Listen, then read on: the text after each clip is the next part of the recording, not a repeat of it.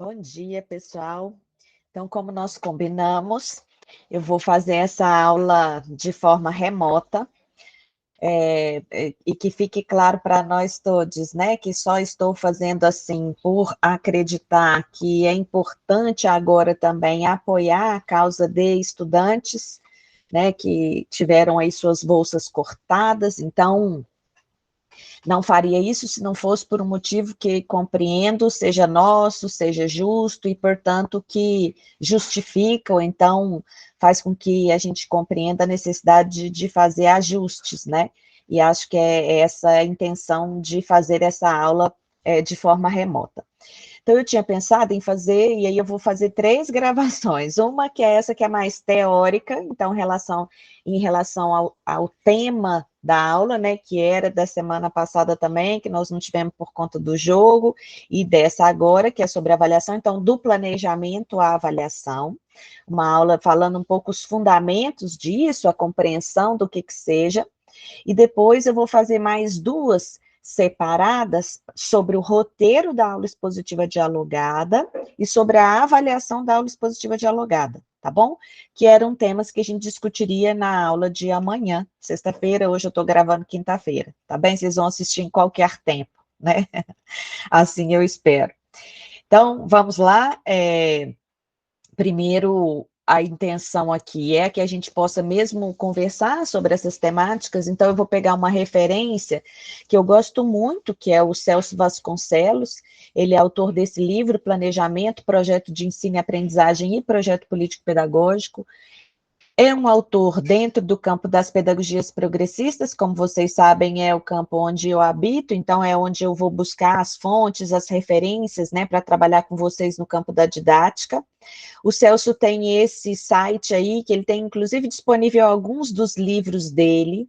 Eu super indico que vocês conheçam, que acessem. Ele tem um texto também que eu gosto muito, não usamos com vocês nessa disciplina, mas eu uso muito, que chama Metodologia Dialética em Sala de Aula, que é uma referência para a aula expositiva dialogada, inclusive, né? Então, um autor que a gente não leu, mas ele está naquele que vocês leram, que é o texto que eu trabalho com a aula expositiva dialogada. Nesse livro que eu citei aí sobre o planejamento, o que eu quero chamar a atenção aqui é que o Celso Vasconcelos, ele vai falar, ele vai fazer, falar não, ele vai fazer uma pesquisa com professores do ensino fundamental, perguntando para eles o que esses professores acham sobre o planejamento. O livro começa dessa pesquisa, e depois, então, ele traz a pesquisa que ele fez, e depois quais são as diretrizes, os princípios, os fundamentos que ele defende para o planejamento, né? Porque é interessante, né, gente, só para vocês saberem, neste livro do Celso Vasconcelos, ele vai falar do projeto de ensino e aprendizagem. Ele nem fala só do plano, fala do plano de aula também como uma ação da microestrutura, né, da microestrutura do planejamento, mas ele fala da importância de a gente pensar em projetos que transcendam essa microunidade da aula. Mas como aqui na didática o nosso princípio é trabalhar a partir do plano, né, que é para ajudar vocês nessa ideia de como planejar uma aula, como executar uma aula, então nós vamos focar nisso. Mas eu quero voltar para a pesquisa do Celso Vasconcelos. Então, ele vai, na primeira parte do livro, contar dessa pesquisa e criar 3 blocos de respostas. Ele criou 3 categorias, ouvindo estes professores e essas professoras da educação básica, o que essas professoras e esses professores falam sobre o planejamento. Então, o primeiro bloco são de professores que respondem que não é possível planejar. E eles dão as razões pelas quais eles dizem isso. E aí, uma das razões é essa. Eu peguei só exemplos, tá? Eu não peguei toda a pesquisa, porque aqui é só para vocês entenderem por que é que planejar não é já uma ação tão compreendida como parte da docência. Tem gente que resiste muito a planejar, acha que não é necessário, acha que como já tem o livro didático não precisa mais planejar, acha que porque ele já tem muita experiência e não precisa mais planejar. Então, o que o Vasconcelos fez foi isso, tentar identificar no universo de professores do ensino fundamental por que é que não planejam, o que é que dizem sobre o planejamento. E o primeiro bloco é esse, não é possível planejar. Por que não é possível planejar? Uma das razões é que a realidade é muito dinâmica, e aí essa em itálico é a voz do sujeito da pesquisa do Vasconcelos. Planejar é tentar prever o imprevisível, é querer brincar de Deus. Não dá para planejar com tantos valores diferenciados, família, escola, sociedade. Não se tem como planejar com diversas posturas epistemológicas de professores na escola. Existem muitas ideias diferentes e divergentes quanto às maneiras de educação. Professor construtivista versus professor tradicional, o volume e a velocidade das mudanças que nos levam a estarmos sempre defasados. Então, a realidade é muito dinâmica e o planejamento não dá conta dessa realidade, né? É isso que esse sujeito está falando. Um segundo bloco que vai falar sobre o planejamento, por que não fazem, ou como é que vê o planejamento? Do jeito que o planejamento vem sendo feito, não funciona. E aí é uma categoria que ele criou, dizendo que essas pessoas, esses sujeitos, responderam que é inútil. Por quê? E aí, em itálico, de novo, a fala do sujeito. O planejamento é uma estruturação inútil, é uma mera burocracia. Serve apenas para cumprir as exigências burocráticas. É perda de tempo, não serve para nada. É algo estéril. Para que planejar se já vem tudo pronto que devemos dar?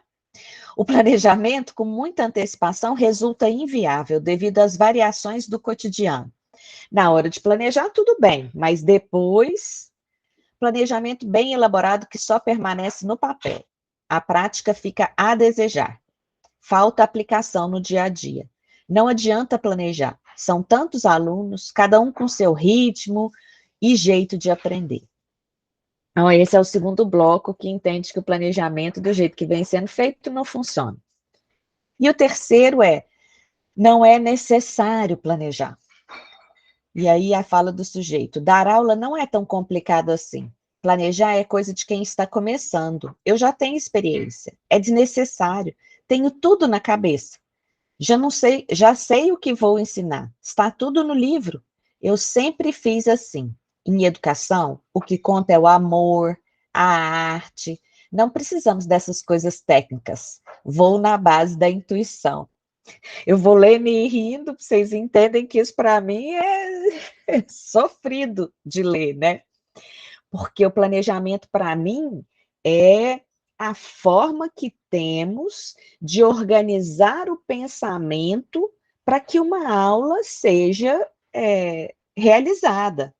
Eu não consigo entender quem é que vai para uma aula com intuição, sem, sem estruturar as ideias, sem pensar no desencadeamento dessas ações, né?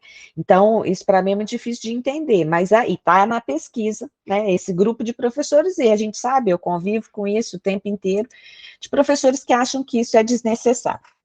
Claro que a partir dessa pesquisa, o Vasconcelos vai propor e vai dizer da importância do planejamento.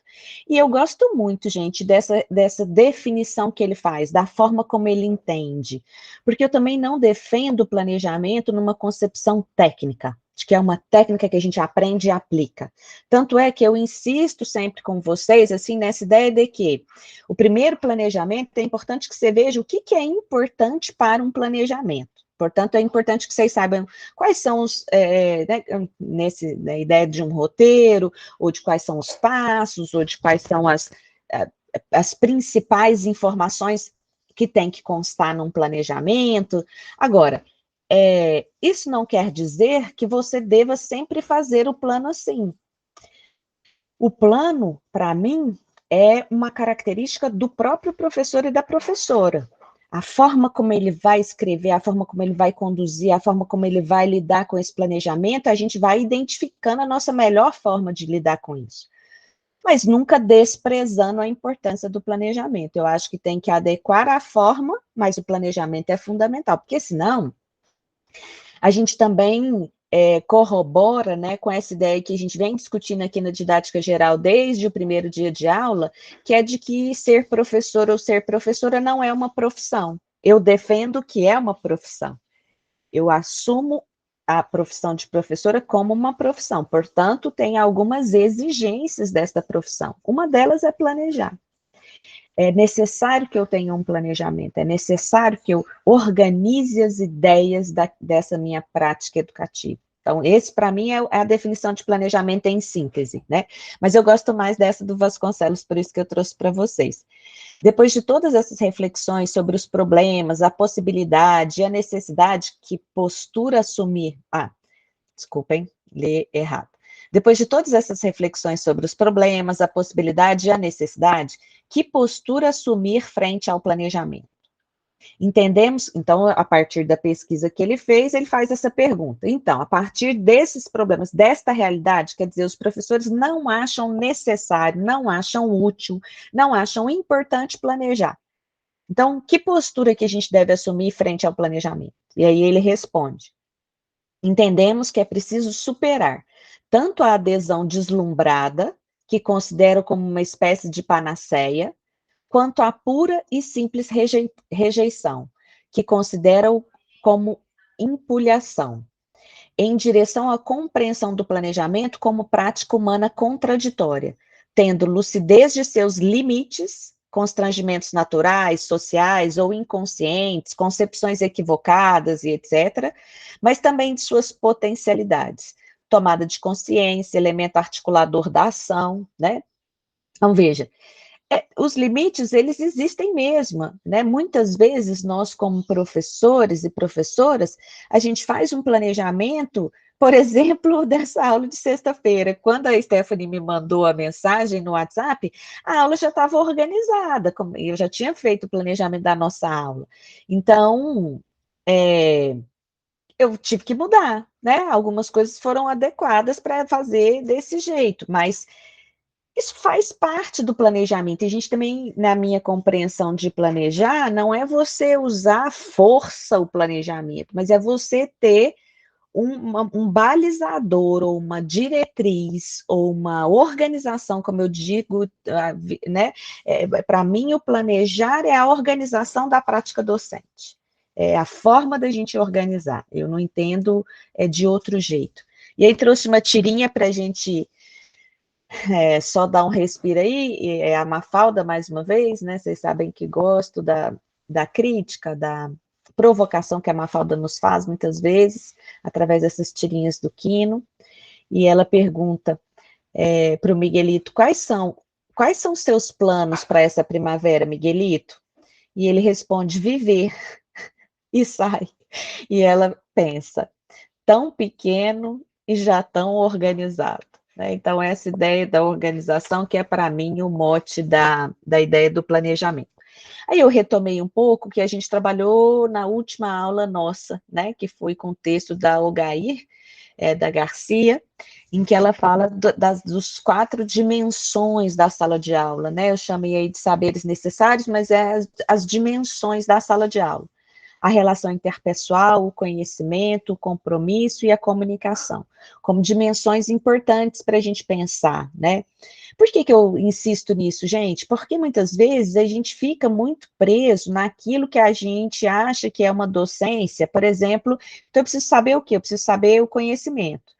Eu preciso eu preciso saber me comunicar.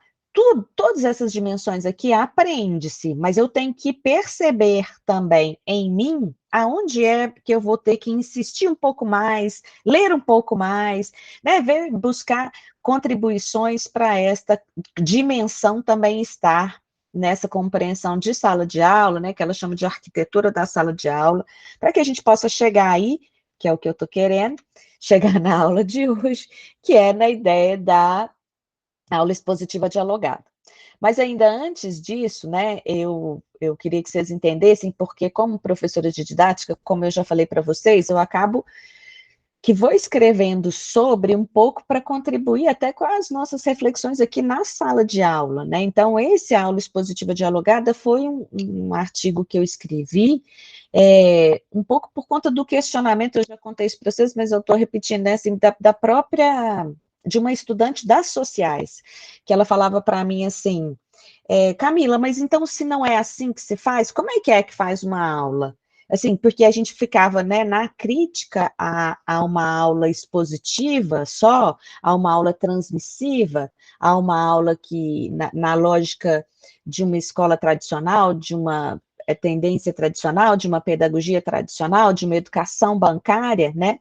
E ela me questionou, mas a gente fica fazendo a crítica, mas eu não sei sair dessa crítica, porque eu só sei fazer assim, eu só vivenciei uma aula assim. Então, a aula expositiva dialogada foi um pouco nessa tentativa, nesse desafio de pensar em como é que a gente organiza uma aula incorporando alguns princípios da pedagogia progressista, de uma educação libertadora, né? Essa foi a intenção. Por isso que eu estou juntando planejamento, sala de aula e avaliação. Hoje a aula é um pouco lidando com essas dimensões que eu acho fundamentais para a docência, né?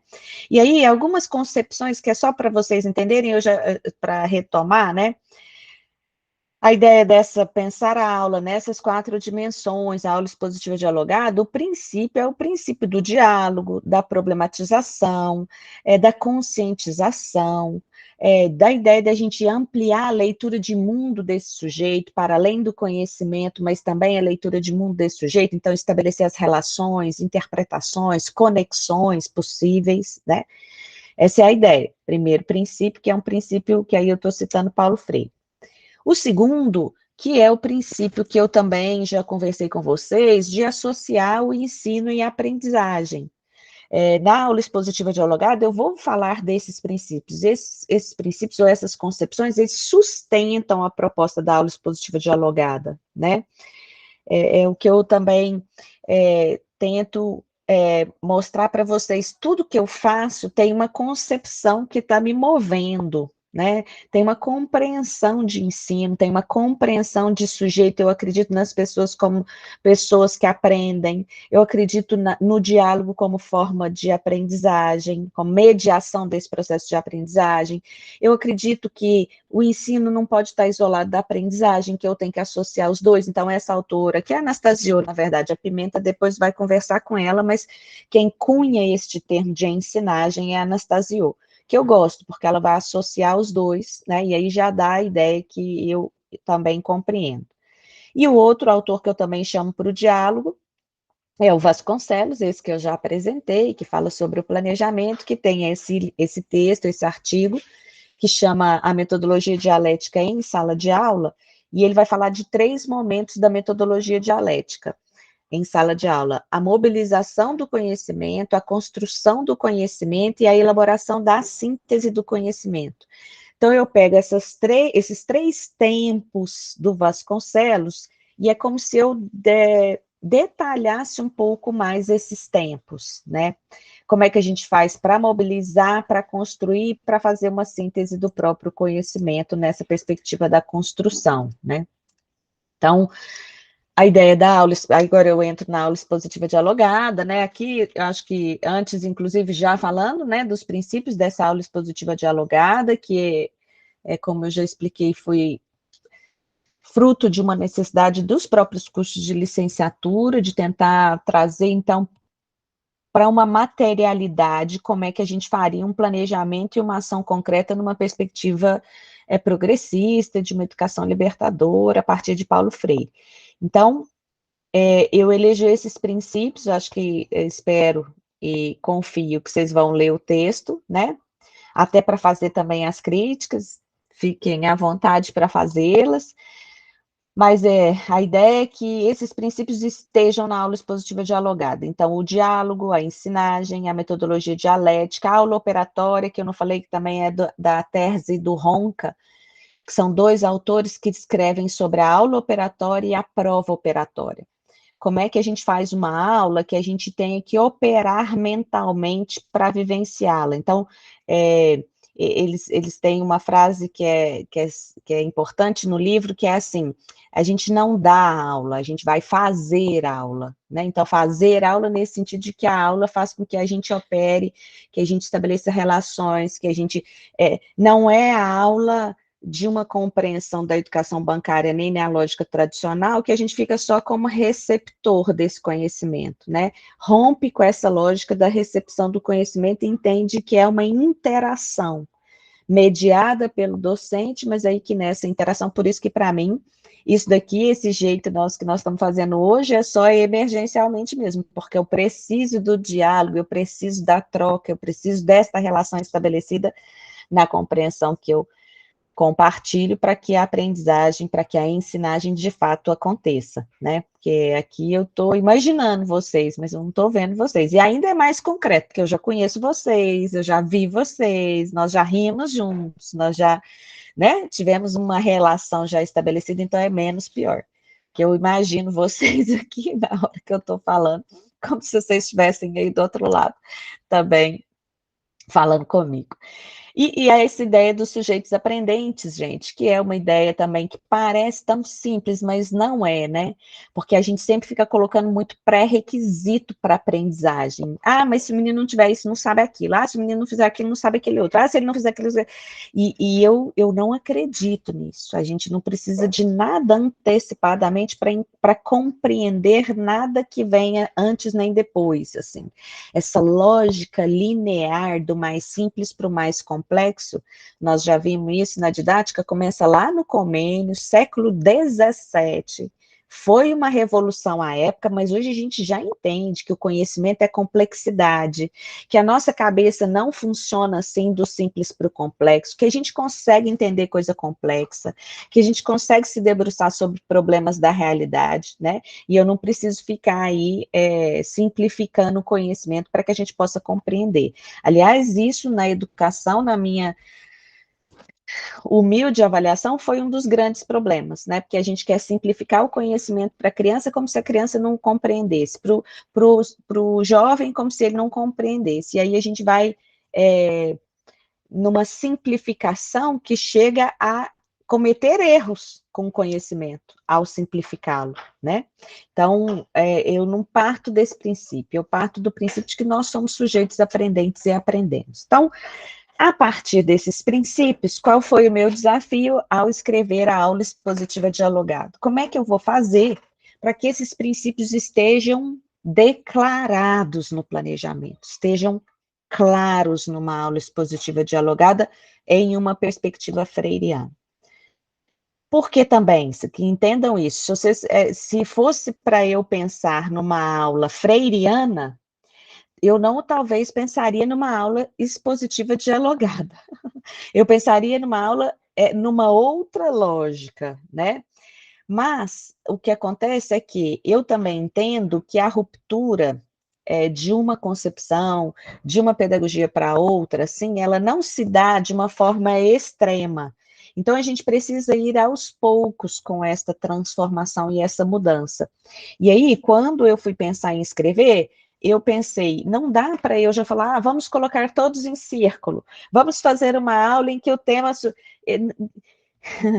E eu achei que isso fica muito diferente do que a gente habitualmente faz, ouve e viveu na educação, e isso poderia não se efetivar na realidade. E como meu objetivo é que vocês vivenciem uma possibilidade diferente de planejamento, que pelo menos incorpore algumas coisas que eu compreendo como importantes numa prática nessa perspectiva progressista, a aula expositiva dialogada veio desse jeito, né? Uma aula expositiva dialogada em uma perspectiva freiriana.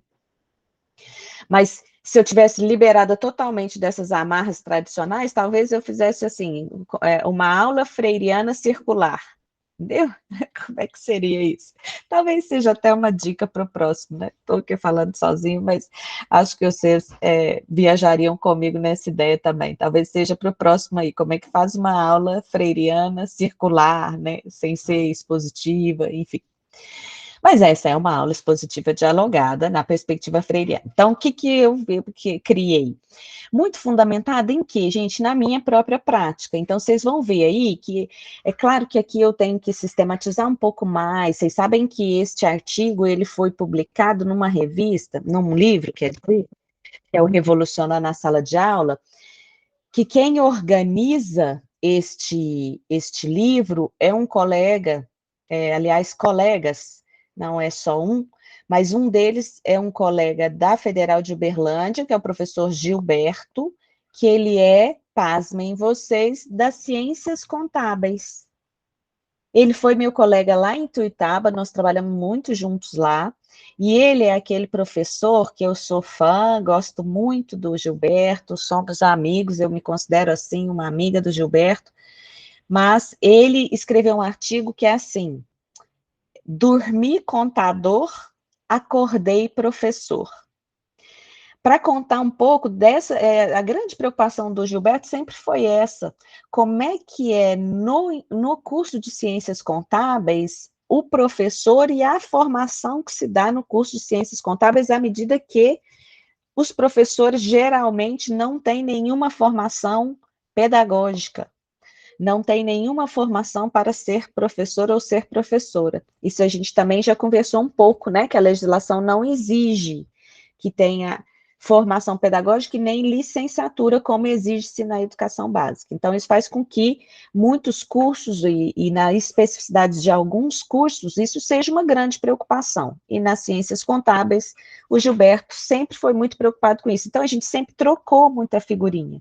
E ele que me pediu para fazer isso. E vocês sabem que aí é uma área um pouco mais objetiva do conhecimento. Então, quando eu comecei a escrever o aula expositiva dialogada numa perspectiva freiriana, ele falava assim para mim: Camila, mas tem que contar como é que são os passos, tem que colocar a hora, tem que colocar isso, para que para eles isso fique mais claro, né? Porque senão, mais uma vez, fica uma fala sem dado concreto, sem dado objetivo, sem condição concreta da gente imaginar como é que isso se realiza.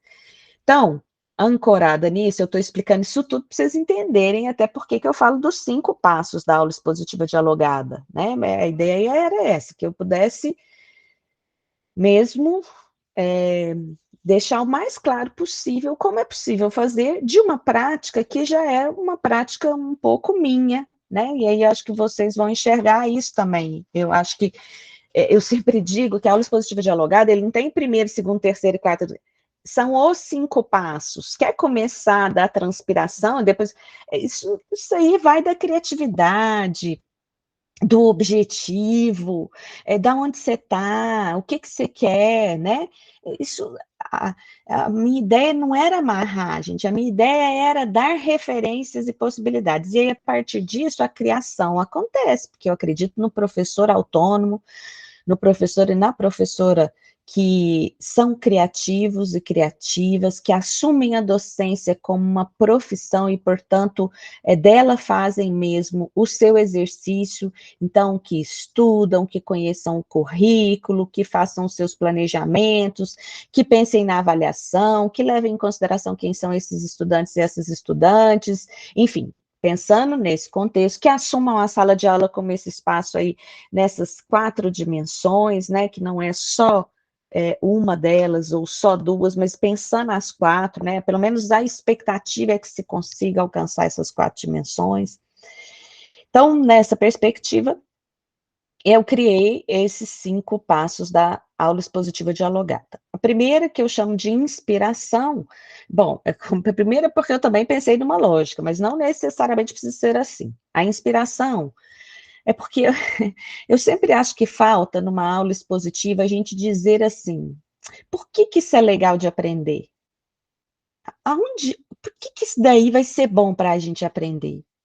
Eu acho que a gente precisa achar esses porquês. E esses porquês nem sempre estão na racionalidade, né? Ou estão na própria escrita do conhecimento, mas às vezes estão em outras linguagens. Então, eu gosto muito, eu acho que um desenho faz a gente entender muito mais coisa do que 10 páginas que eu posso ter lido, um trecho de filme, uma música, uma própria escultura, né? Ai, tem uma que eu acabei de lembrar aqui que eu acho maravilhosa. Ela explica um tanto de coisas, de conceitos que ela já no desenho já representa. Então, a ideia da inspiração é que a gente conseguisse trazer nesse momento da aula algo de outra linguagem que pudesse nos ajudar a entender o porquê. Mesmo que vocês também saibam que eu também defendo que as outras linguagens estejam nas nossas aulas por fruição, para a gente simplesmente sentir. Mas aqui ela tem esse objetivo de trazer o tema para dizer, olha, esse tema vai ser bom estudar isso, vai ser legal, vai dar para, né, entendi. Então, sabe, fazer uma inspiração provocativa a partir de uma outra linguagem, né? Essa é a ideia da inspiração. O segundo momento é o de problematização, que a ideia da problematização é trazer dado da realidade.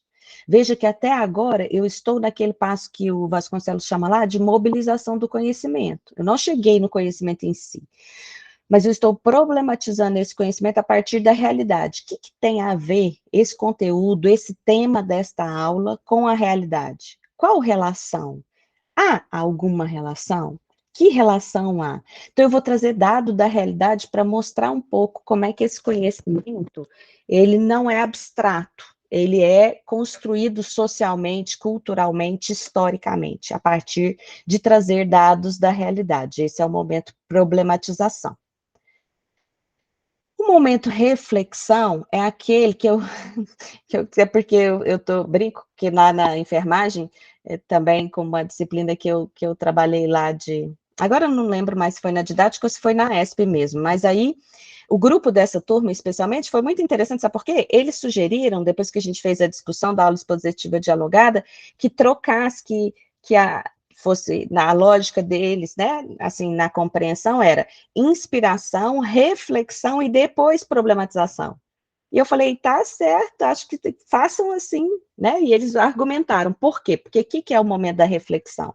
O momento da reflexão é o momento de buscar os conhecimentos que os estudantes e as estudantes têm sobre aquele conteúdo, sobre aquele tema que vai ser trabalhado na aula.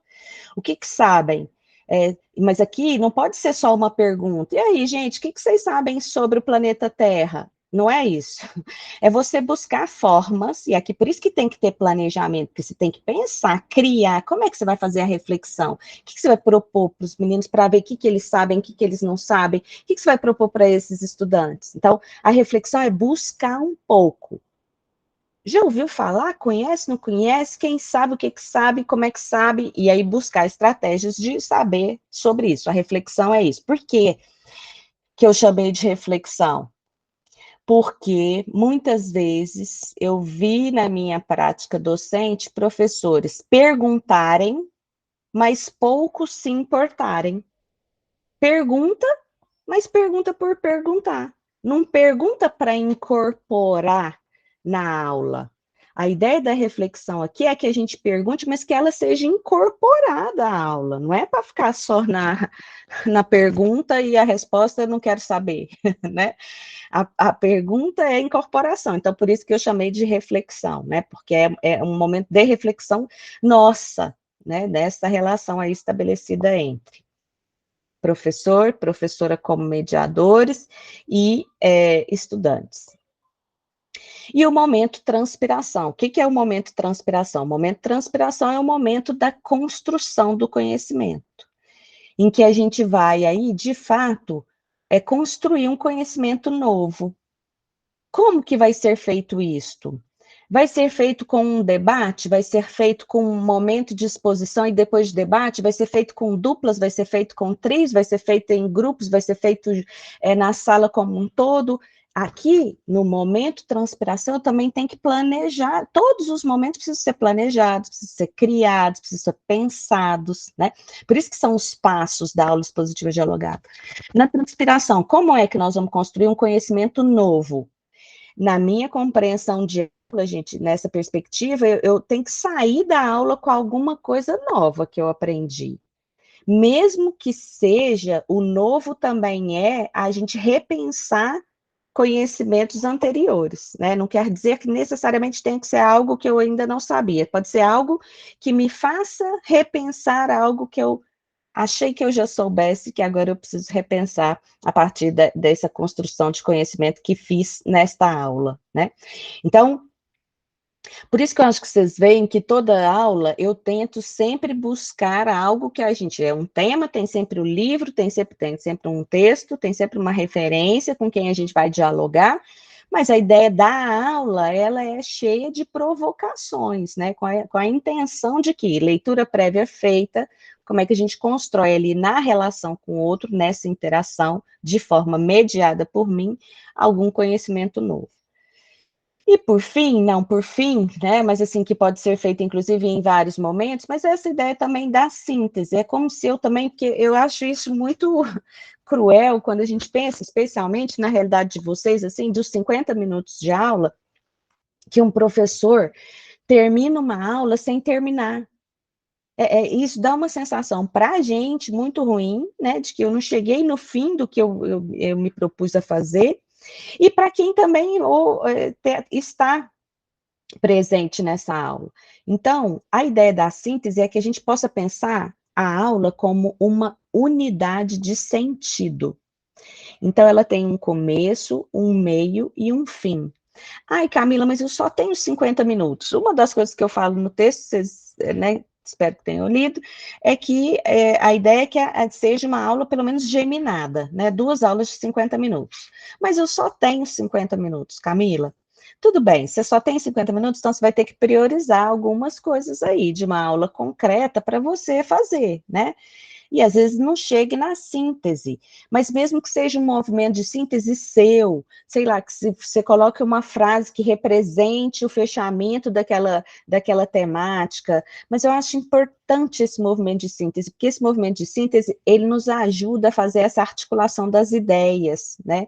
Se a gente para só na construção e não fecha esse movimento de ensinagem, de aprendizagem aqui feito, eu acho que fica faltando alguma coisa. Então, vamos supor, eu não dou conta de fazer todos os 5 passos, então eu faço inspiração, faço problematização, faço transpiração e faço síntese, né?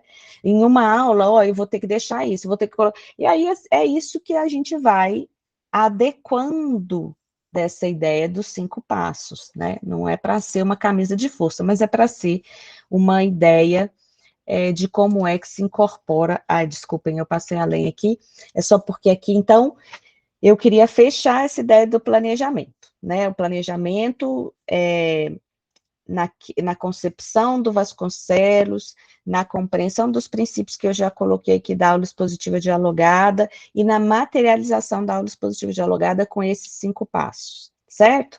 Espero que tenha ficado claro para a gente aí ir caminhando para essa ideia. Mas e a avaliação?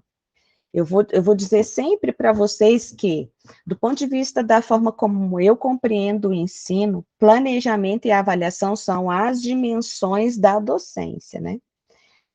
Não tem jeito de eu ir para uma sala de aula sem pensar no que vou fazer lá e qual é e o que é que eu quero e como é que eu penso a avaliação.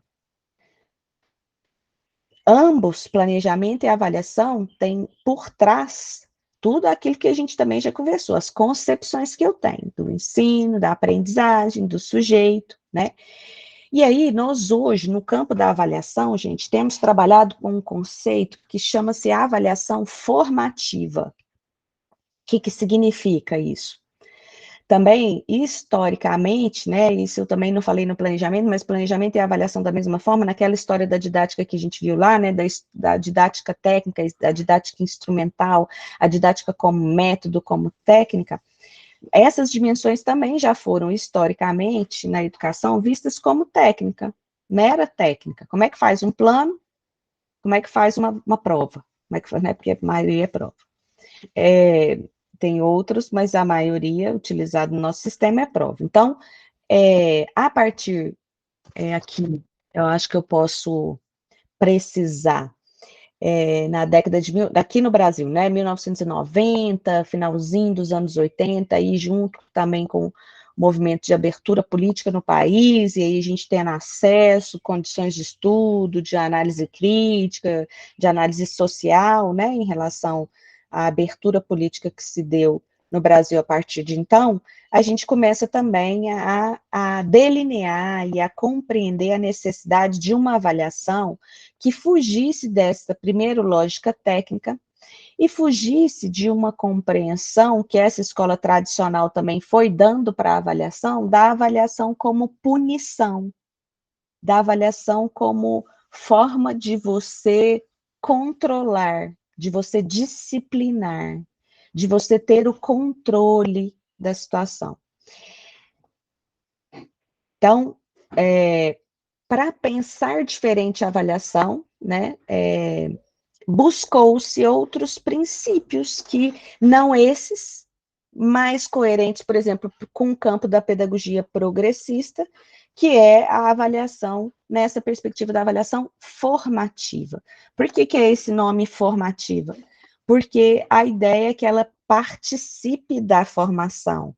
A avaliação não é o fim do processo. A avaliação acompanha uma formação.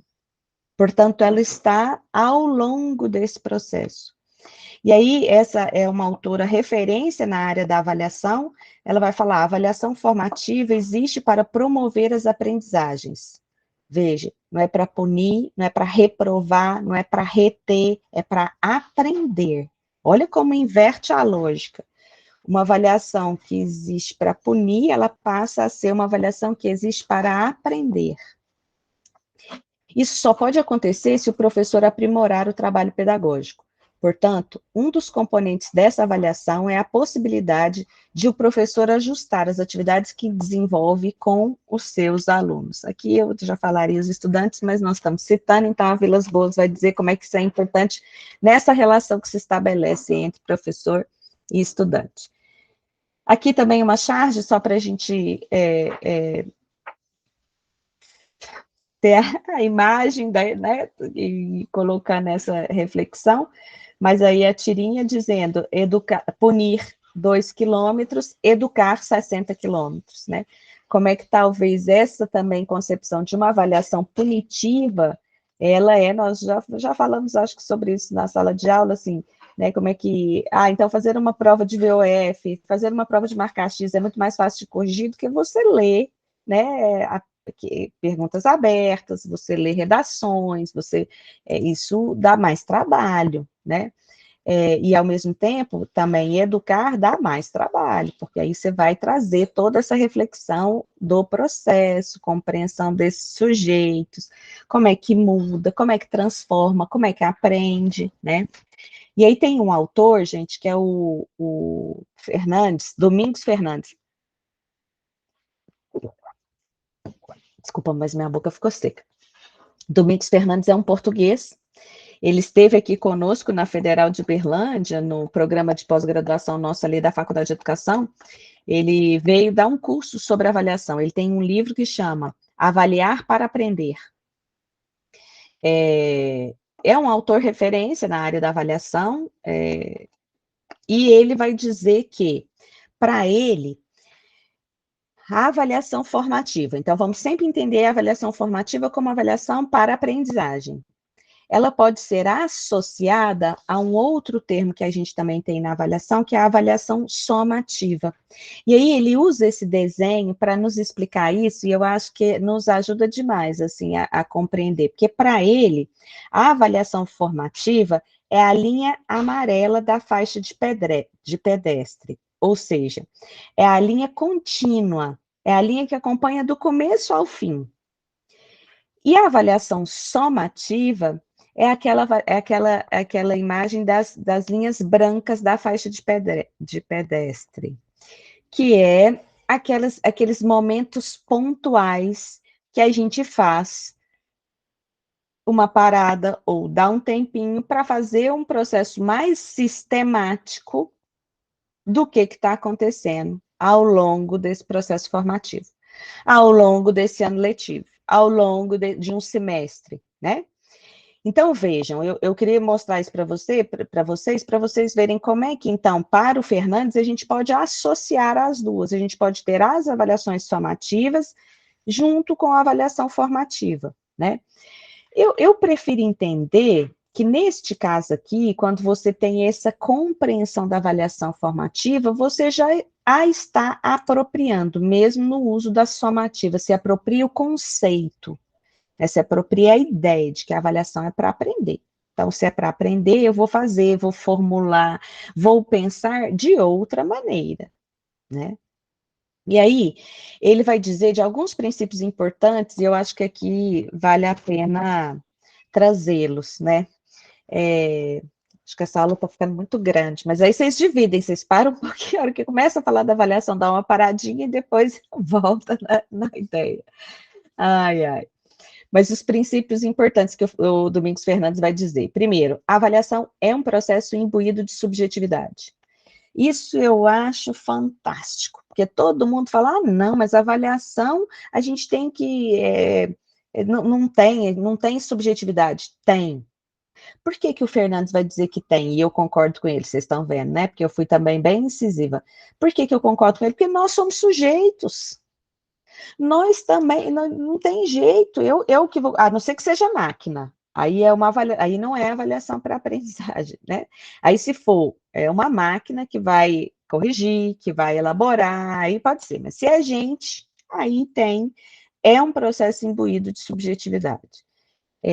Eu até brinco com a senhora que a gente vai falar isso, que é assim, por exemplo, quando eu vou dar uma atividade avaliativa, para os estudantes, né? Agora eu não vivo mais isso, mas antes, no meu tempo de passar por isso, eu tinha TPM. Quando eu estava na TPM, eu não corrigia prova, não corrigia avaliação, não corrigia nada, porque eu sabia que meu estado emocional ia afetar a minha leitura.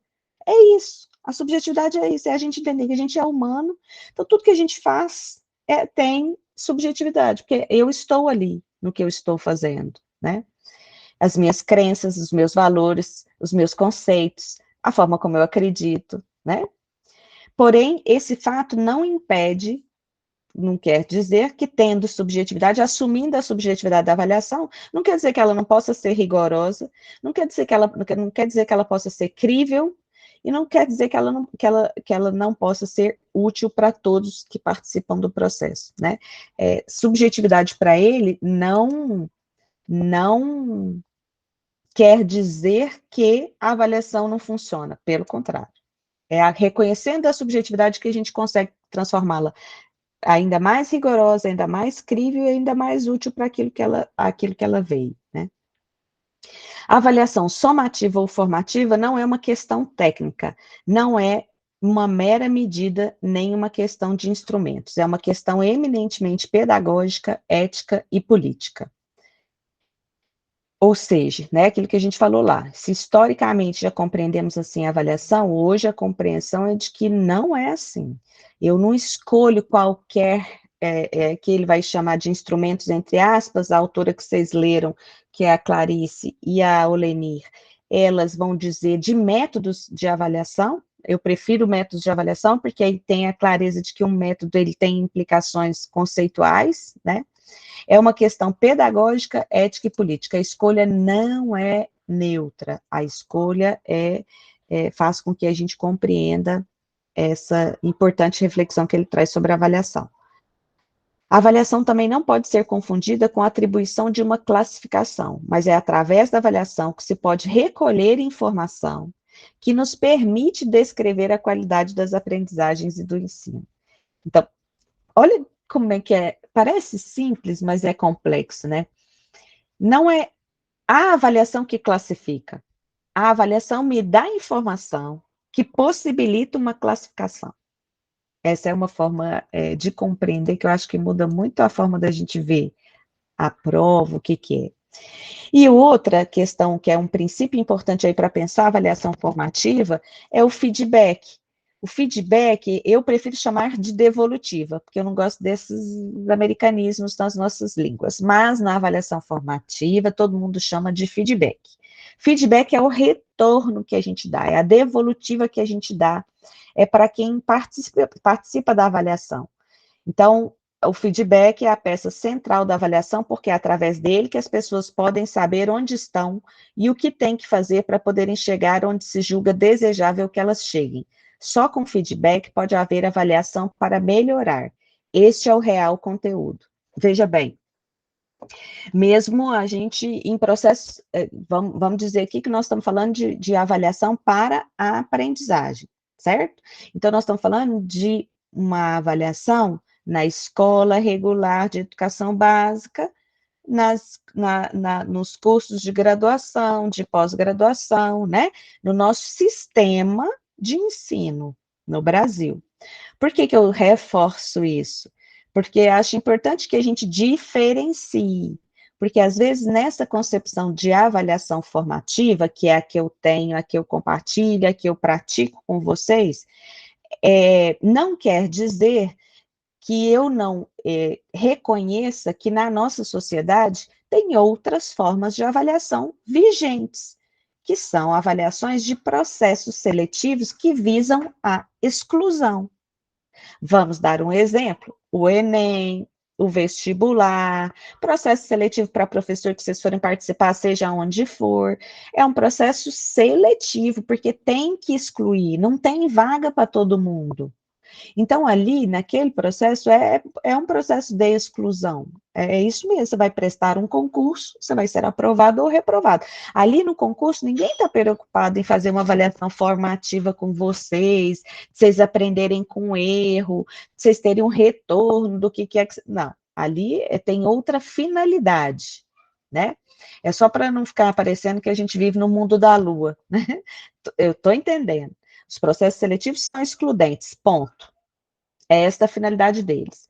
Agora, um processo de avaliação dentro das instituições que tem como finalidade o ensino no nosso sistema de educação básica e educação superior, é dessa avaliação que eu estou falando, né? E aí, essas são as duas autoras do livro, do artigo que vocês leram, que é a Clarice Carolina Ortiz e a Olenir Maria Mendes. As duas são minhas colegas na Federal de Uberlândia. A Clarice Carolina é professora da ESEBA e a Olenir é professora da Faculdade de Educação. Essa é a Clarice, gente. Vou dar um oi para vocês, minha filha de 9 anos, tá bom? A Olenir é minha colega na Faculdade de Educação, é do Núcleo de Didática e é uma referência em avaliação, né, para nós aqui na Federal de Uberlândia e para além também da Universidade Federal de Uberlândia. A Olenir, ela tem um grupo que chama, também vou fazer a propaganda aqui, só para vocês saberem, né, tem um grupo de estudos e pesquisas em avaliação educacional, chama GEPAI. O GEPAI completou, aí antes da pandemia, 18 anos de existência já. Então, já tem um trabalho na área de avaliação, né, mesmo uma referência para nós, e a Clarice Carolina fez um mestrado com a Olenir, que é uma dissertação de mestrado que vale a pena também conhecer, quem tiver interesse em aprofundar, porque eu sei que só uma aula de avaliação é muito pouco, mas, enfim, é uma área que eu considero importante aí para a docência e pouco habitada, pouco tempo nos currículos, né? Pouco tempo de discussão sobre.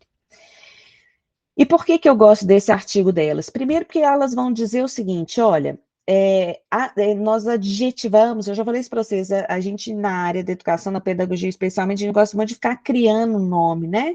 Então, existem várias formas de nomear uma avaliação formativa. Estão todas elas, segundo as duas colegas, nesse campo da avaliação formativa, mas tem denominações diferentes. Então, tem a avaliação da aprendizagem, que é o Pacheco, a Hoffman e o Lucchesi, para a aprendizagem, que é o Fernandes, esse português que eu falei, a Vilas Boas, Lopes e Silva. Tem a avaliação emancipatória, que é a Ana Maria Saul, que é uma professora da PUC de São Paulo, que foi minha professora, e ela é freiriana, e ela escreve sobre a avaliação emancipatória. Tem a avaliação mediadora, que também é a Hoffman fala da avaliação da aprendizagem, mas ela chama de avaliação mediadora. Todas elas estão, eu vou fazer aqui a imagem, que só vocês pensassem, a avaliação formativa, ela é um grande guarda-chuva que abriga todas essas nomenclaturas aí, que têm especificidades, mas estão dentro deste campo da avaliação para aprendizagem, certo? Avaliação dialógica com Romão, avaliação inclusiva com Pacheco de novo, avaliação dialética com Vasconcelos e avaliação diagnóstica com o Lucchesi, que também é um dos autores que fala sobre. A Olenir, a tese dela de doutorado foi buscando um pouco a discussão da avaliação, especialmente nos cursos de licenciatura. E ela É o Lenir Maria Mendes, né? Por isso que é a autora aqui citada. E ela fala como que é que a gente faz para transformar a nossa avaliação punitiva, classificatória, excludente, em uma avaliação formativa. E ela vai dizer de 5 princípios que são importantes, e eu gosto desses princípios que ela elegeu. Primeiro, é abrir mão do uso autoritário da avaliação. Isso é muito importante, gente. Nessa lógica nossa da educação bancária, de uma educação tradicional, os professores ficam muito apegados à avaliação, porque este é o poder que está na mão de professores e professoras. Porque é na nota que a gente faz também os controles, a disciplina. Olha, se fizerem isso, não vai ter nota. Olha, isso agora vai ter nota. Olha, isso agora vai valer tanto. Isso é poder, isso é relação de poder, né?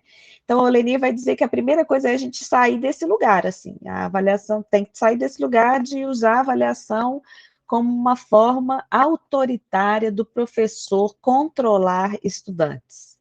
Sair desse lugar.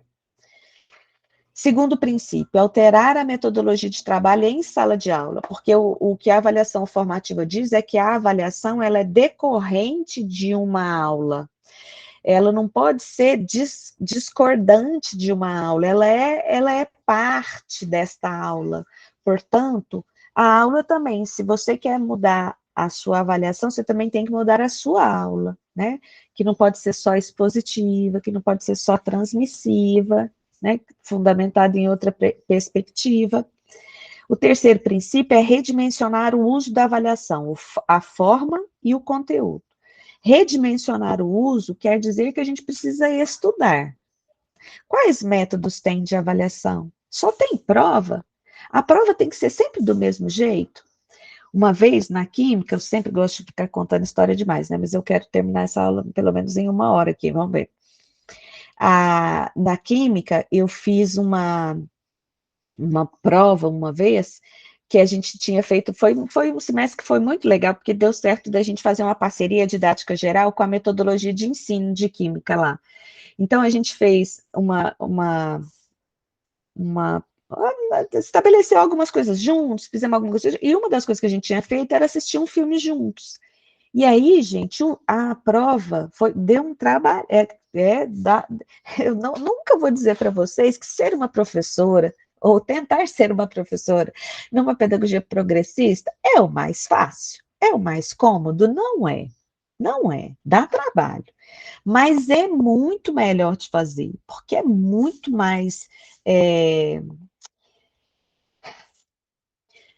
Você vê como é que, de fato, aquilo que você está fazendo provoca sentido no outro, nessa ideia do aprender, do conhecer, do formar um bom professor ou uma boa professora na perspectiva que eu acho importante, enfim, na concepção que eu estudo, né? Então, como é que estudo que eu digo é assim, gente, porque nesta compreensão das pedagogias progressistas é a forma como eu acho que vai ajudar a transformar a educação brasileira, né? Então, de que forma eu contribuo com isso? Como que pode ser essa contribuição? Então, redimensionar o uso da avaliação é a gente estudar sobre avaliação também, identificar que tem formas, tem a prova operatória, tem a aula operatória, né? Então, estudar sobre o ensino é parte da docência, porque muitas vezes a gente fica só preso na questão do conhecimento.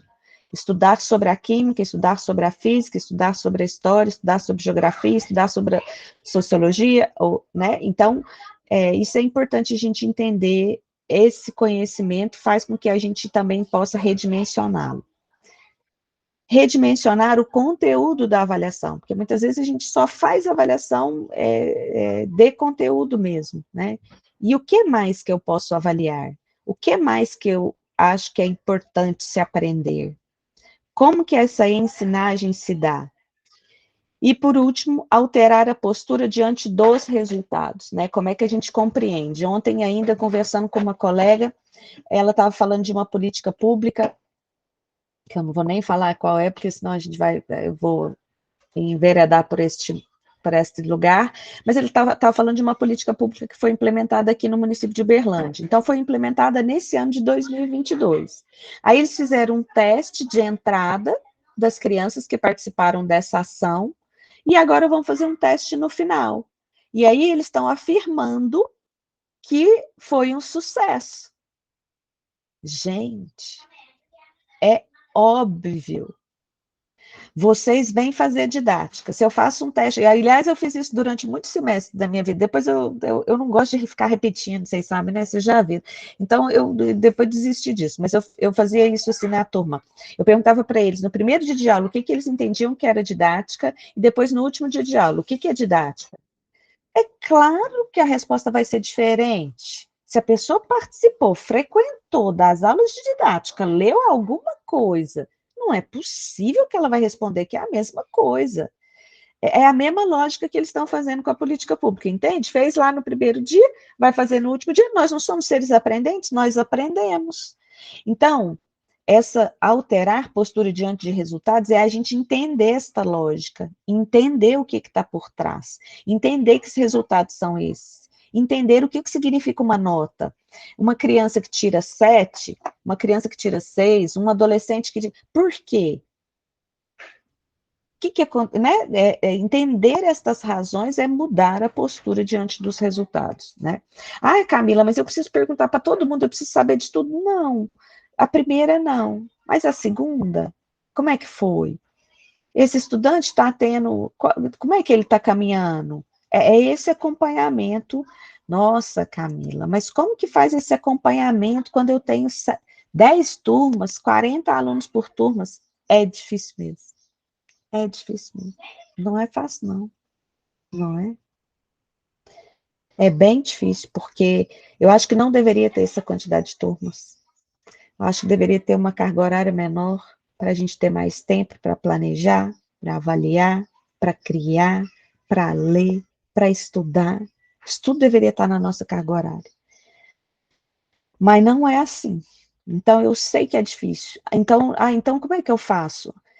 Algumas formas a gente pode ir criando, por exemplo. Uma delas é essa de colocar as avaliações numa planilha de Excel que possa gerar um gráfico, inclusive, para a gente poder identificar como é que está, como é que foi, faz uma primeira avaliação e acompanha por aí, que é uma forma mais possível de acompanhar essa quantidade de estudantes, né? Mas o importante é a gente perceber que numa avaliação formativa, a gente tem que criar formas de acompanhar o processo, para que eu identifique cada um e cada uma, como é que está, o que faz, né? O que fez, o que não fez. Isso é importante, para que a gente não espere chegar no final e tome alguma decisão, mas que no processo a gente possa ir realinhando isso, né? E aí aqui a Aulenir e a esse daqui é do que vocês leram, né? Avaliar é uma oportunidade para adquirir conhecimento. Quando o aluno se submete a uma avaliação, ele está também aprendendo, por isso ela é formativa. Os objetivos do ensino são os referenciais para se decidir sobre a metodologia, e o conteúdo da avaliação, pois a avaliação e objetivo formam um par indissociável. O momento propício para a avaliação acontecer é aquele em que está ocorrendo o ensino, cotidianamente. Por isso, ela é processual e contínua. Por isso que eu volto lá na discussão da aula, no planejamento da aula, como é que essas coisas todas se relacionam. A aula, aí a Fátima Freire, filha do Paulo Freire, numa entrevista que a gente fez com ela, ela falou isso, ela falou assim, o professor precisa estar presente na aula. Para uma avaliação formativa, é importante que a gente esteja presente na aula, que a gente perceba as coisas que acontecem nesse espaço que estamos com esse objetivo. Então, a gente não pode estar ali displicente, sabe? Uma presença ausente, uma presença que pouco importa, pouco comprometida com aquele espaço ali.